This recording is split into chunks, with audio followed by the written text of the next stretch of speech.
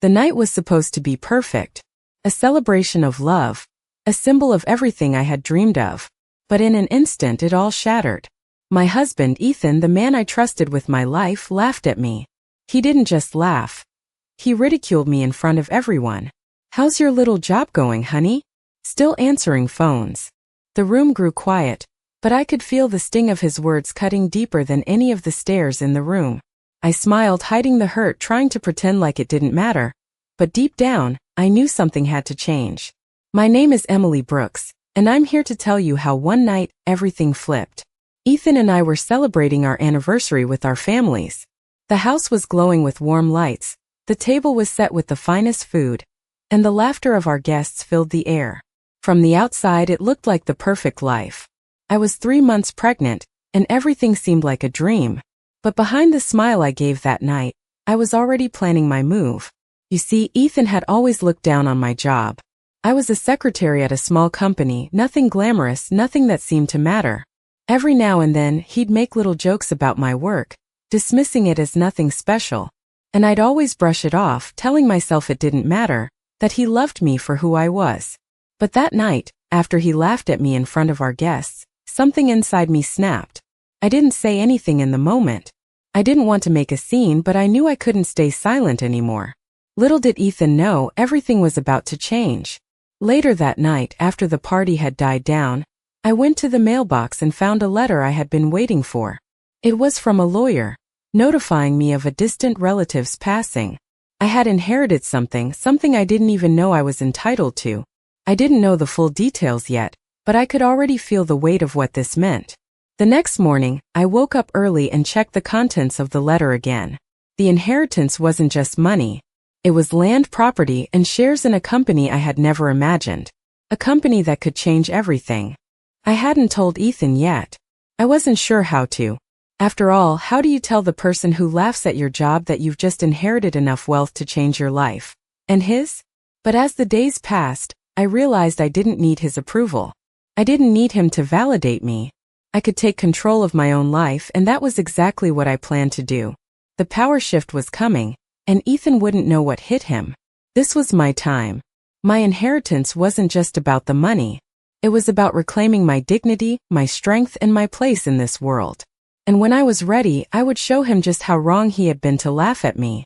It had been a few days since I found out about the inheritance, and still I hadn't told Ethan.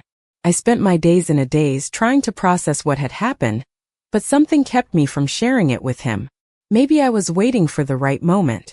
Or maybe I was waiting for him to show some sign that he could understand the weight of what I was about to reveal. But every time I thought about it, my stomach turned. How could I tell him after everything he'd said? How could I share this with someone who had laughed at me for doing the very job I loved? I decided it was time to act. I spent the following week meeting with the lawyer, going over the documents, and planning how I was going to manage everything. This wasn't just money. It wasn't just land. It was an opportunity to show Ethan and everyone what I was capable of. One afternoon, while I was sitting at the kitchen table, reviewing papers, Ethan walked in, his usual confident smile on his face. He looked at me for a moment, clearly expecting me to ask him how his day went. But instead I stood up and faced him. "We need to talk," I said, my voice steady. His smile faltered, and for the first time in a while, I saw the flicker of uncertainty in his eyes. "What's going on?"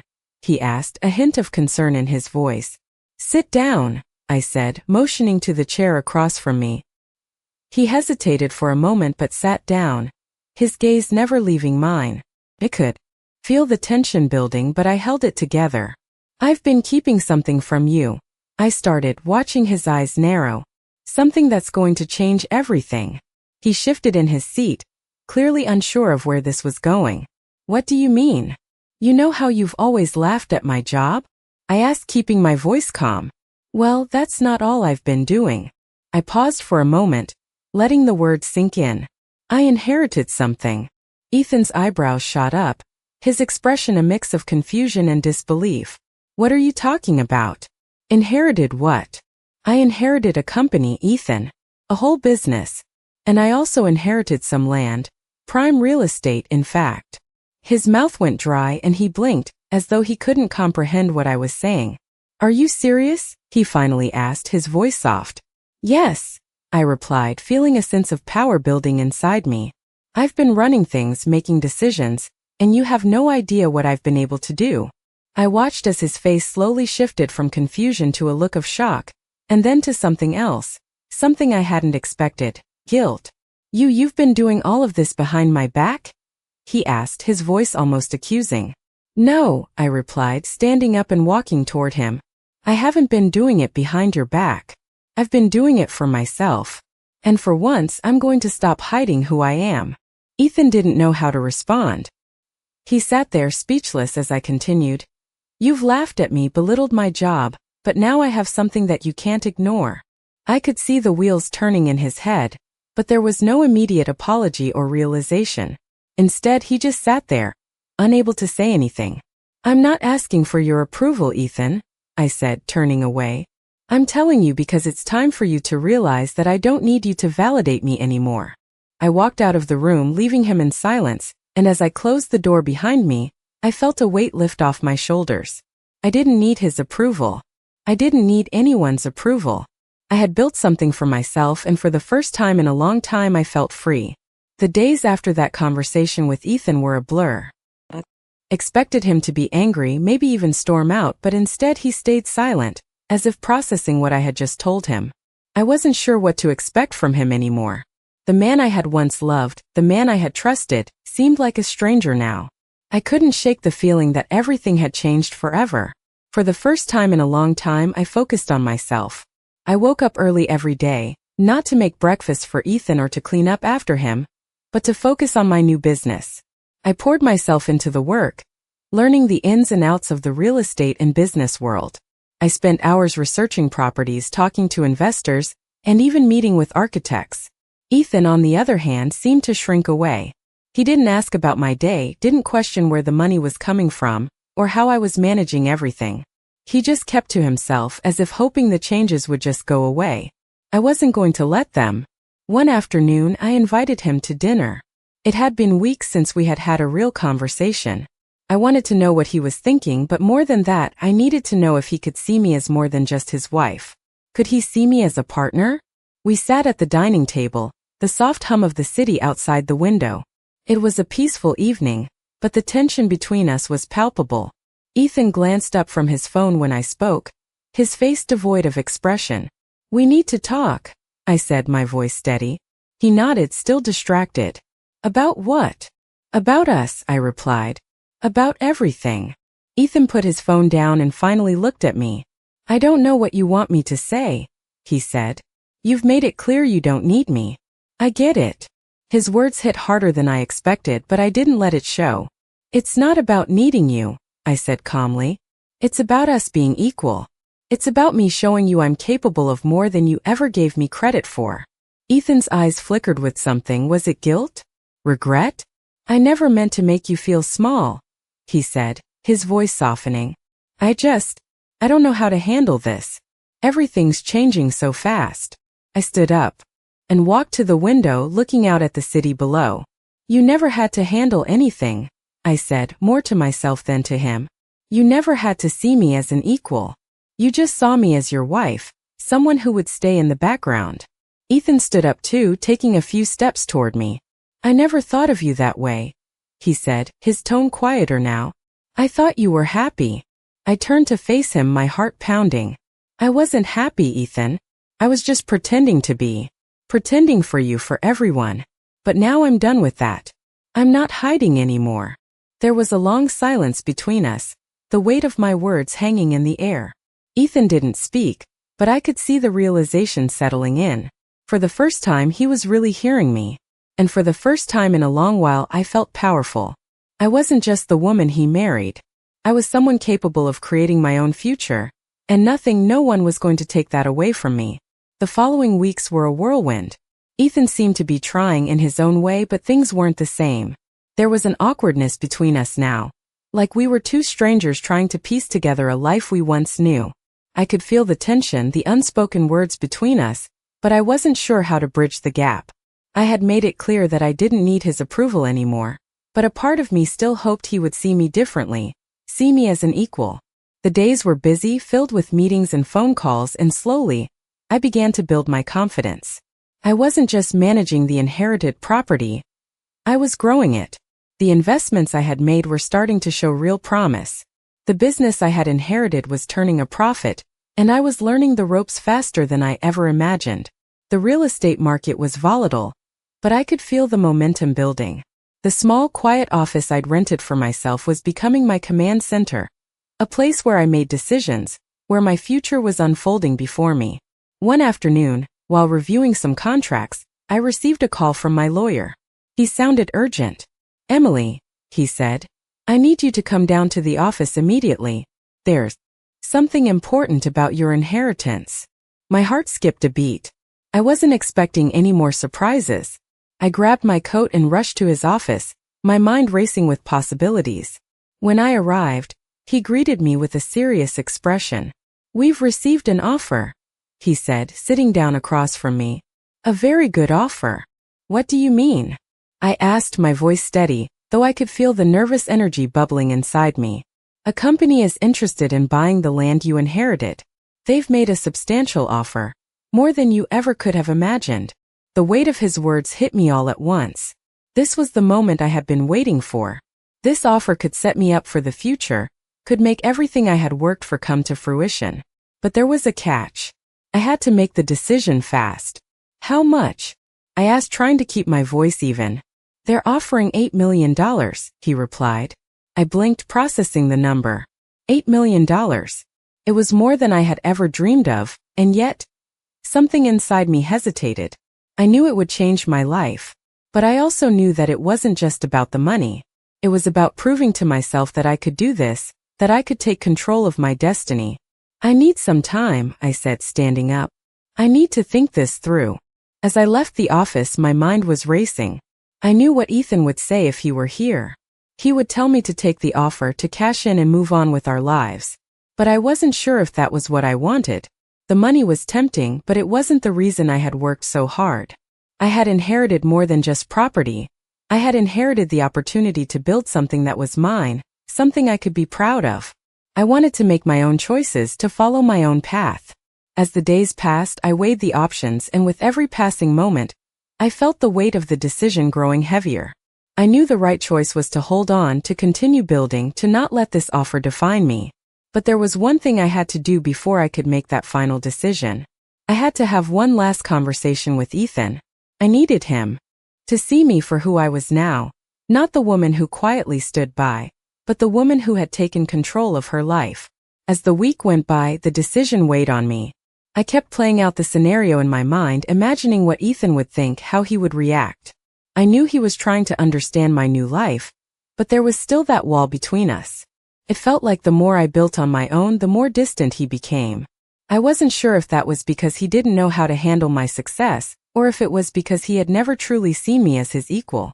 I could feel the tension every time we spoke, every time we shared a meal. It was like we were two different people living under the same roof, but no longer a team. I decided to take the next step. I had to have that conversation with him, not just about the inheritance, but about the future. I wasn't sure where it would lead, but I knew I couldn't keep going on like this, pretending everything was fine when it wasn't. The moment came unexpectedly one evening after dinner. Ethan and I were sitting in the living room, the dim light from the lamps casting soft shadows over the room. The silence between us was deafening, as it had been for weeks. "Ethan," I began, my voice trembling slightly, "we need to talk." He looked up from his phone, the familiar flicker of surprise on his face. "About what?" he asked, setting the device down. "About us," I replied, my heart pounding. "About the future." He sighed and rubbed his temples, clearly frustrated. "Emily, I don't know where this is going. It's like you're a different person now, and I can't keep up." His words stung, but I kept my composure.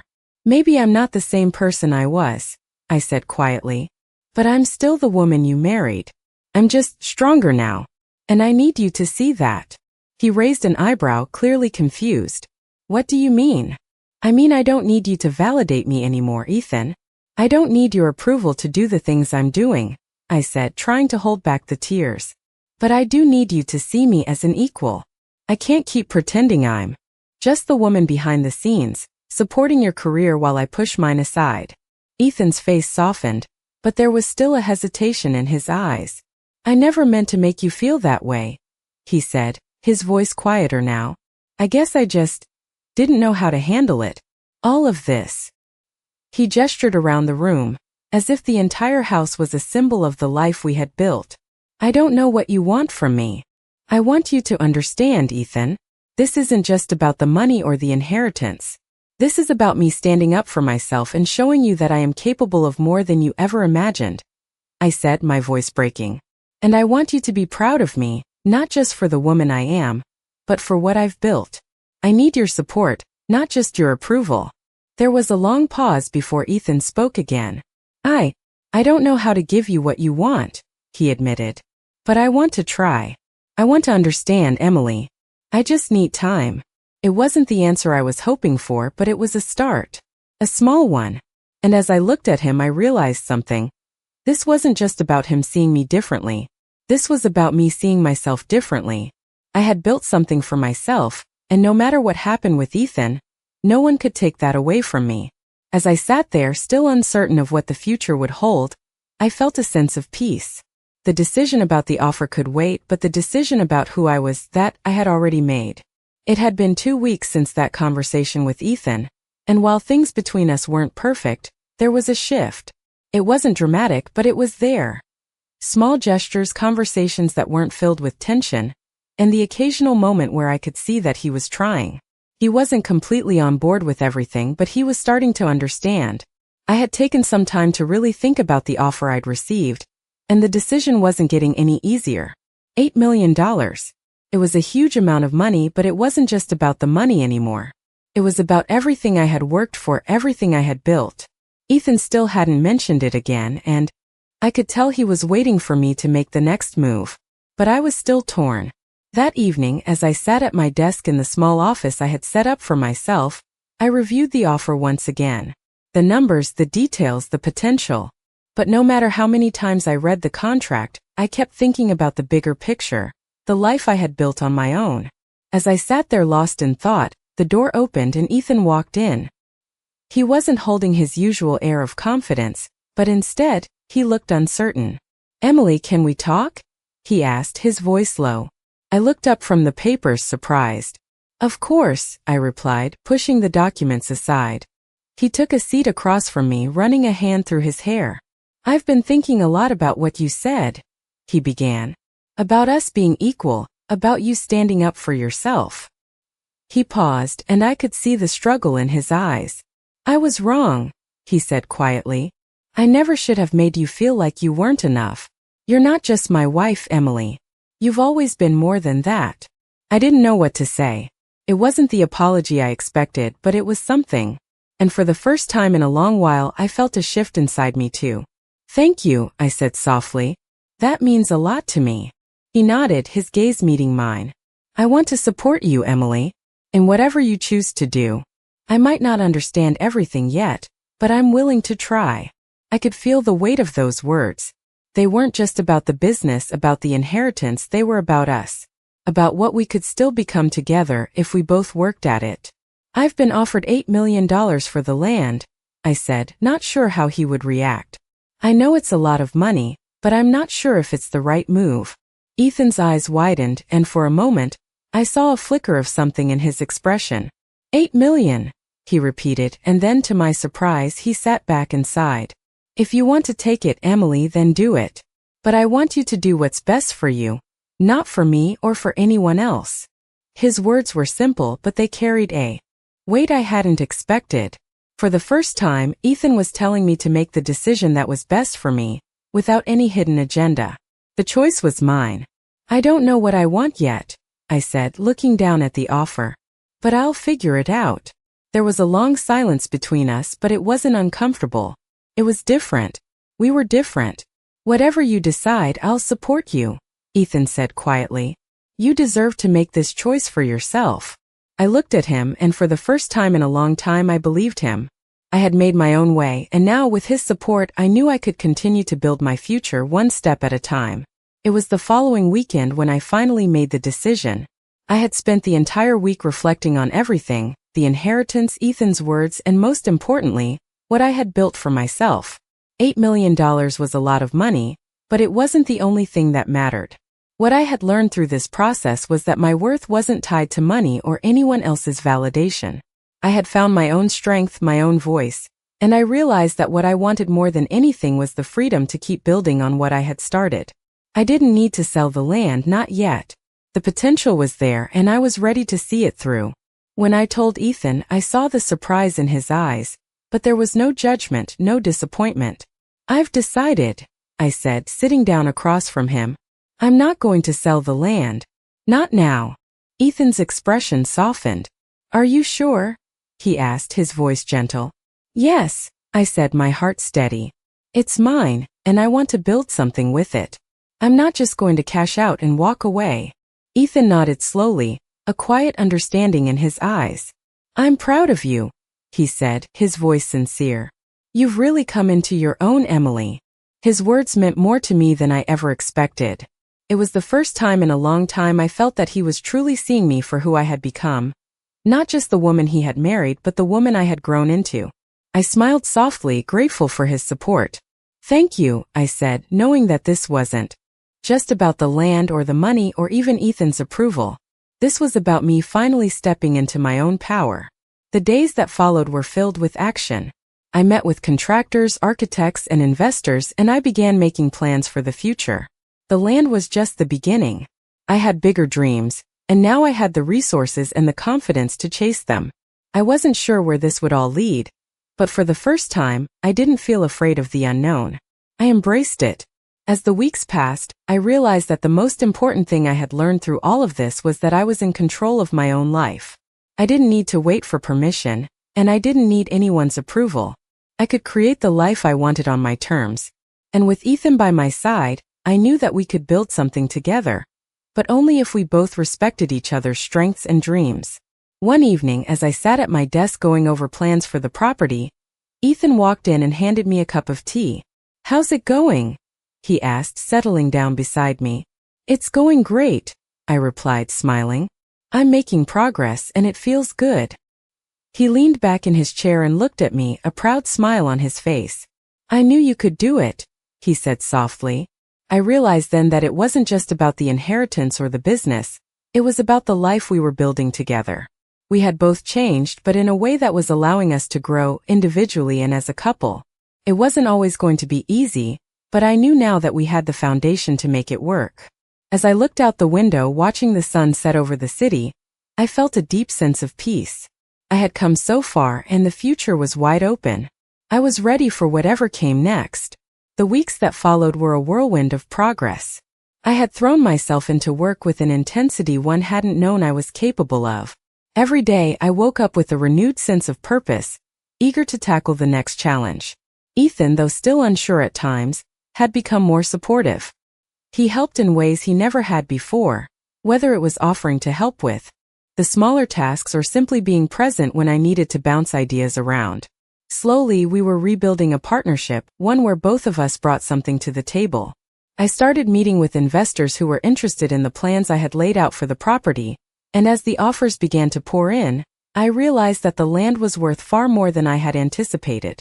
It was an exciting time, filled with possibilities. I could see the vision coming together, the plans for the buildings, the design for the community spaces. It wasn't just about profits anymore.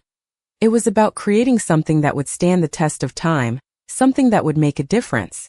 One afternoon, I sat down with a developer who was particularly interested in partnering with me on a larger project. His eyes lit up as he discussed the potential of the land, outlining plans for luxury apartments and retail spaces. I listened intently, absorbing every word. But then something inside me clicked.